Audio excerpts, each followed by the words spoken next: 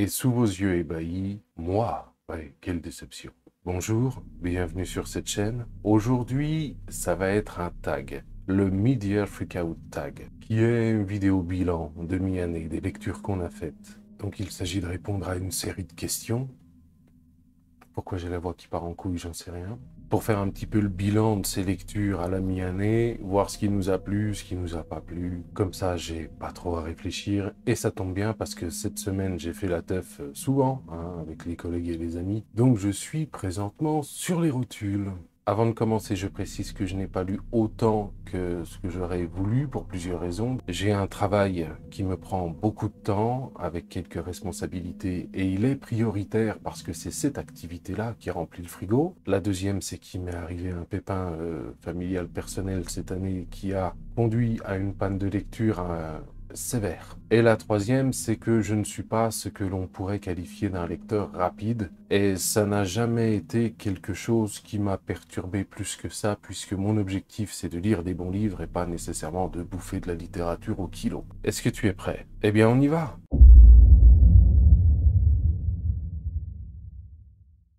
La meilleure lecture pour moi cette année, ça a été L'Échiquier du Mal de Dan Simmons, que je ne peux pas te montrer car je l'ai prêté à ma mère. Coucou maman, je le classe dans ma meilleure lecture car c'est un livre qui pour moi mêlait tous les genres que j'apprécie, le thriller, le fantastique, l'horrifique, et qu'il le faisait excellemment bien. J'ai retrouvé un petit peu la patte de Harlan Coben, j'ai retrouvé aussi beaucoup de Stephen King, et ça forme un tout qui est très cohérent et très plaisant à lire. Et malgré les 1200 pages, ce qui n'est quand même pas négligeable, à aucun moment durant ma lecture je ne me suis lassé. Il y a la description des camps de concentration qui est juste épouvantable. Tu as aussi une dénonciation du racisme aux États-Unis dans les années 80, même si ça reste encore très d'actualité, je trouve. Et en ce moment, vu ce qui se passe, on est plutôt sous le signe de la régression. J'ai adoré la lecture de ce bouquin.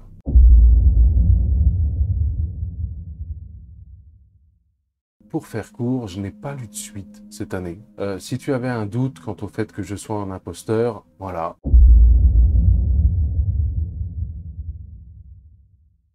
Alors une bonne sortie littéraire que je n'ai pas encore lue, j'ai pas terminé, j'ai juste entamé, c'est les Blackwater aux éditions Monsieur Toussaint l'Ouverture de Michael McDowell. J'ai pas encore lu, j'en suis au tome 1, à peu près aux 2/3. Déjà, il y a la beauté de l'objet. Tous les livres sont magnifiques, les couvertures sont vraiment géniales. Je ne suis pas persuadé de te faire une vidéo là-dessus parce que absolument tout le monde en a parlé. Je verrai si j'ai des choses intéressantes à rajouter, mais si c'est pour répéter la même chose que tout le monde, c'est pas intéressant.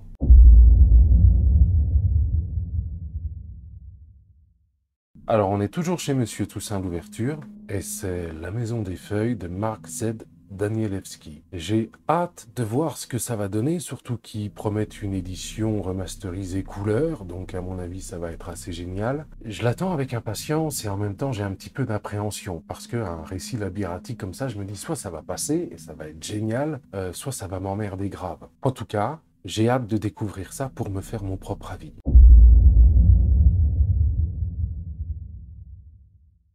La plus grosse déception, le mot déception pour moi, ça inclut qu'il y avait des choses de promises et que je n'ai pas retrouvé pendant ma lecture. Et c'est la dernière en date, c'est Labyrinthe de Franck Tillier, parce que j'ai trouvé ça extrêmement classique. J'ai trouvé qu'il n'y avait rien de nouveau, que c'était une sorte de mélange de ce que Tillier et d'autres ont déjà fait. C'est un bon thriller, à condition de ne pas en avoir lu beaucoup parce qu'il y a un vrai manque d'originalité. Et je ne peux pas te le montrer parce qu'il est déjà reparti. Au revoir. Alors je sais que beaucoup de gens l'ont surkiffé et pour moi ça a été vraiment une déception parce que rien de neuf sous le soleil.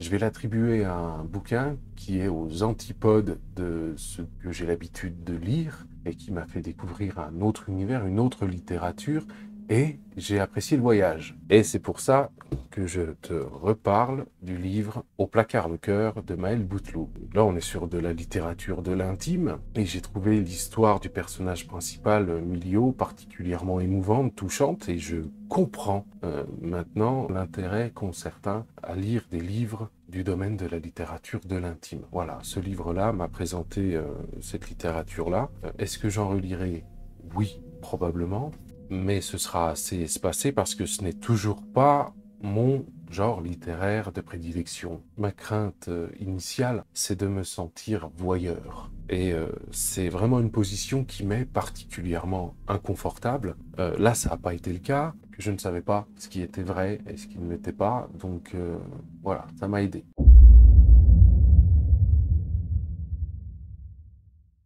En ce qui concerne un personnage préféré, je vais transformer un tout petit peu la question et je vais te parler d'un groupe de personnages préférés. J'en ai pas fait de vidéo, mais cette année, j'ai relu ça de Stephen King que j'avais lu quand j'étais adolescent, mais je l'avais lu dans des conditions qui étaient particulières parce que c'était un fichier PDF sur un écran d'ordinateur. Ça m'est assez inconfortable. Là, je l'ai relu en bouquin. C'est un pavé. J'ai lu, il l'avait coupé en 3 dans les années 80-90 et depuis un petit moment maintenant, il est en 2, mais c'est un seul et unique roman. J'ai enchaîné les 3 parties. Le groupe d'enfants, le club des ratés. L'histoire est beaucoup plus riche que ce qu'il y a dans le film. Il y a une scène particulièrement marquante qui par contre n'a rien à foutre dans un film, à se demander également si elle a quelque chose à foutre dans un livre, parce que je trouve qu'elle apporte rien. Si tu as lu ça, tu sais de quoi je parle. Mais ce groupe d'amis du Club des Ratés, moi c'est quelque chose qui m'a rappelé mon enfance, mes années primaires et collège. Oui, c'est vrai que c'était ça, et Stephen King a une façon de parler de l'enfance qui est extrêmement juste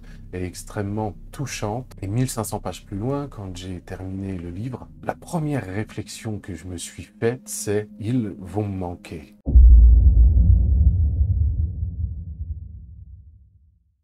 Alors pleurer, j'irai peut-être pas jusque-là, mais j'étais particulièrement ému. Et au fond, oui, j'avais quand même une boule dans la gorge, c'est Des fleurs pour Algernon de Daniel Keyes. Cette histoire d'un handicapé mental à qui on offre l'intelligence et ça devient un calvaire. Enfin, ça place un petit peu dans une position délicate où tu ne sais pas si tu souhaites que ce calvaire, il s'y adapte, ou alors si tu souhaites que ça s'arrête. Et la fin est juste extrêmement émouvante et ouais, j'ai versé quelques larmichettes intérieures quand même, je dois le dire.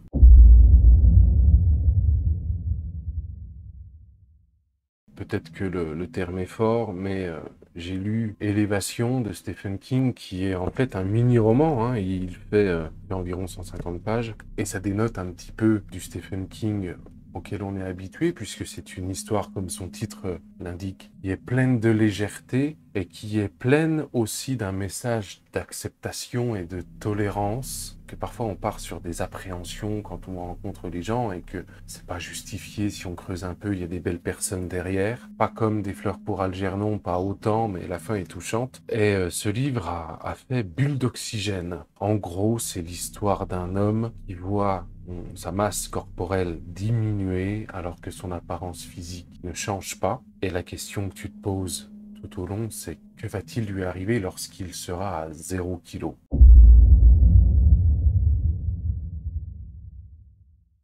Le plus beau livre que j'ai, je pourrais te reparler de la saga Blackwater dont je t'ai parlé tout à l'heure, mais du coup j'en ai choisi un autre que je trouve magnifique, et il s'agit de Spiral, de Junji Ito, qui est un manga, qui j'espère va me réconcilier avec les mangas. Pour l'instant, je ne l'ai pas encore lu. Oui, j'ai promis que je le ferai bientôt, mais je n'ai que 24 heures dans une journée. Il est au programme. Les dessins et même la couverture est magnifique, et quand tu enlèves la jaquette, voilà, tu prends également une claque. Visuellement, je trouve que l'édition est magnifique.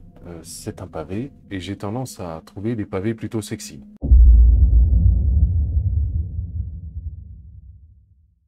Je pense qu'on en a terminé. N'hésite pas, toi, si tu le souhaites, répondre aux mêmes questions dans les commentaires. Explique-nous comment s'est passée cette première moitié d'année 2022 pour toi. Ça peut être marrant. De même, si tu as des idées pour un autre type de vidéo, j'en sais rien, une FAQ, un autre tag, ce qui te fera plaisir, dis-le moi dans les commentaires. J'en profite pour faire un coucou discret à tous ceux qui ont rejoint le serveur Discord Discordia Literaria. Coucou! Je pense que c'était discret.